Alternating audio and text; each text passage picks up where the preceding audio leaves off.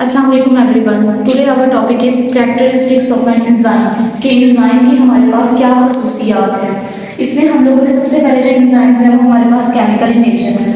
किस तरह का केमिकल इन नेचर है कि एंजाइम्स मोस्टली हमारे पास क्या है, प्रोटीन है। और प्रोटीन हमारे पास किनसे मिलकर बनी होती है, अमाइनो एसिड से मिलकर बनी हुई होती है। जैसे कि हमारे पास छोटे छोटे अमाइनो एसिड जो है वो आपस में कंबाइन होंगे तो हमारे पास क्या बनाते हैं, प्रोटीन का मॉलिक्यूल्स बनाते हैं। कितने अमाइनो एसिड्स ज्वाइन होंगे, मैक्सिमम 100 to 1000 अमाइनो एसिड्स जो है वो आपस में ज्वाइन होंगे तो हमारे पास क्या बनेगी, प्रोटीन बनेगी।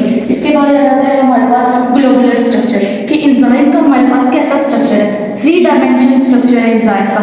3 डायमेंशन ग्लोबुलर स्ट्रक्चर कैसा है कि एंजाइम की लेंथ, विड्थ और हाइट, हम तीनों चीजें मेजर कर सकते हैं इसमें। एंजाइम की लेंथ, विड्थ और हाइट तीनों चीजें मेजर होंगी इसमें। फिर आ जाता है कि वो एक्टिव साइट को अलाउ करते हैं कि वो सबस्ट्रेट के साथ बाइंड हो जाए। जैसे कि ये हमारे पास एक एंजाइम है, एंजाइम के अंदर जो है ये जो पॉकेट्स हमारे पास बनी हुई है ये हमारे पास क्या है, एक्टिव साइट है। ये जो पॉकेट्स है ये हमारे पास एक्टिव साइट है। और जो हमारे पास सबस्ट्रेट है, सबस्ट्रेट का काम क्या है हमारे पास कि केमिकल रिएक्शन के अंदर हमारे पास केमिकल रिएक्शन आ रहा है, उसने एक्टिव साइट के साथ जाके बाइंड करना है।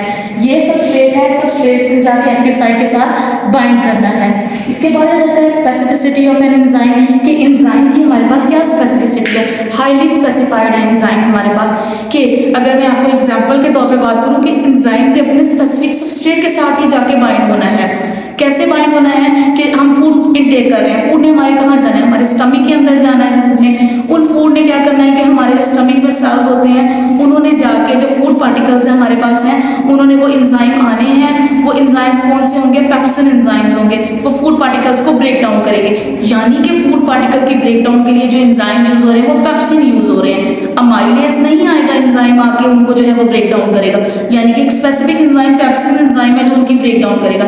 इसी तरह अगर हम अमाइलेज की बात करें, अमाइलेज क्या करेगा हमारे पास कि स्टार्च मॉलिक्यूल है, स्टार्च एक बड़ा मॉलिक्यूल है हमारे पास, उसकी ब्रेक डाउन करेगा। उसकी जब ब्रेक डाउन करेगा उसमें हमारे पास क्या आ जाएगा, हमारे पास शुगर के स्मॉल मॉलिक्यूल्स आ जाएंगे। अब यहाँ पेप्सिन एंजाइम नहीं आएगा उसकी ब्रेक डाउन करने के लिए, अमाइलेज एंजाइम आएगा उसकी ब्रेक डाउन करने के लिए। यानी कि एक स्पेसिफिक एंजाइम जो है उस स्पेसिफिक सबस्ट्रेट जो है वो एंजाइम को आके जो है वो ब्रेक डाउन करना स्टार्ट कर देगा।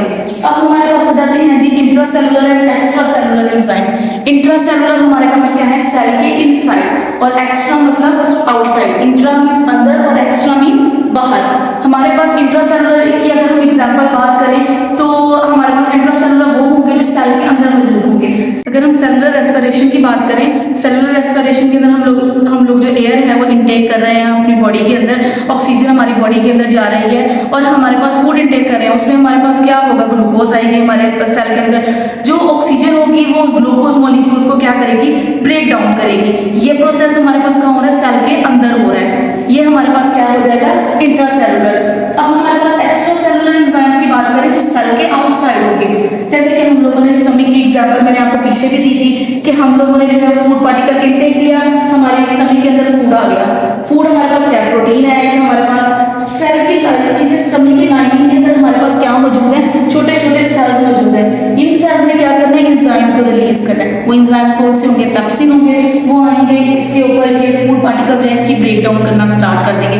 ये कहाँ हो रहा है, सेल के बाहर हो रहा है। तो ये हमारे पास क्या हो गया, एक्स्ट्रा सेलुलर एंजाइम्स हो गए। फिर आ जाता है कोफैक्टर ऑफ एन एंजाइम। अगर मैं बात करूं, हम लोग अपनी रोजमर्रा की जिंदगी में हमने कोई काम करना होता है, हमें किसी ना किसी काम के लिए किसी हेल्पर की जरूरत होती है। इसी तरह एंजाइम को भी एक हेल्पर की जरूरत होती है। वो हेल्पर हमारे पास क्या होगा, कोफैक्टर होगा। किस तरह कोफैक्टर होगा कि एंजाइम्स के साथ जो बाइंड होते हैं वो प्रोटीन मॉलिक्यूल्स भी होते हैं, नॉन प्रोटीन मॉलिक्यूल्स भी होते हैं। वो नॉन प्रोटीन मॉलिक्यूल्स जो जाके एंजाइम के साथ बाइंड होंगे वो क्या होंगे, हमारे पास कोफैक्टर्स होंगे। जैसे कि ये एंजाइम है, एंजाइम के साथ यहाँ पर आगे जो है वो कोफैक्टर बाइंड हो गया।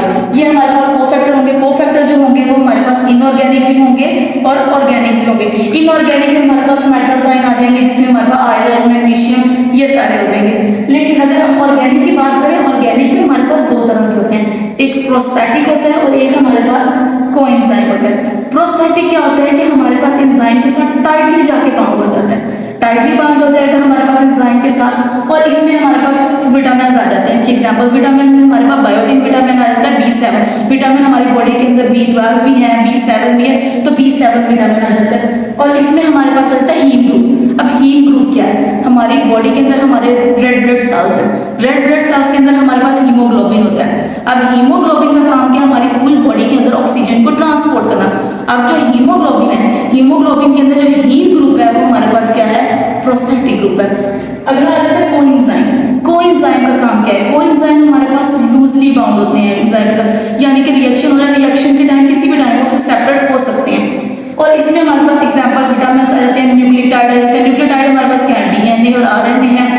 एंड लास्ट हमारे पास जो इसकी कैरेक्टरिस्टिक्स है, enzyme action in a complex metabolic reaction. इसका मतलब क्या है कि एंजाइम एक सीरीज के तौर पे वर्क करता है हमारे पास, work in a sequence to carry out the series of the reaction, कि एंजाइम सीक्वेंस के तौर पे अरेंज हो जाएंगे और एक सीरीज बना देंगे। कैसे, ये जैसे कि हमारे पास ये ए है, ए हमारे पास क्या है, सबस्ट्रेट है, ये एक केमिकल रिएक्शन है, ये दूसरा केमिकल रिएक्शन है, ये तीसरा केमिकल रिएक्शन है। सबस्ट्रेट का काम क्या है, इसमें हमारे पास केमिकल रिएक्शन परफॉर्म हो रहे हैं। अब ये हमारे पास सबस्ट्रेट है, सबस्ट्रेट जो है,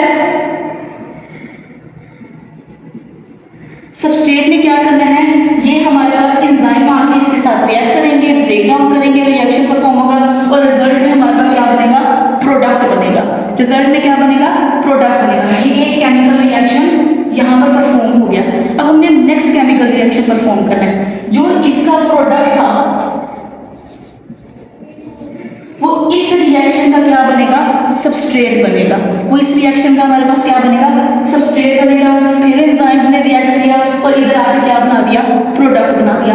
ये सेकंड हमारे पास केमिकल रिएक्शन खत्म हो गया। जब थर्ड होगा तो ये अब उस थर्ड रिएक्शन का क्या होगा, हमारे पास सबस्ट्रेट होगा। ये सबस्ट्रेट होगा, फिर दोबारा एंजाइम रिएक्ट करेंगे और नेक्स्ट जो होगा वो हमारे पास क्या बन जाएगा, प्रोडक्ट। और ये सीरीज हमारे पास ऐसे ही चलती रहेंगी। होप सो कि आपको आज का लेक्चर समझ आया होगा। Thank you so much.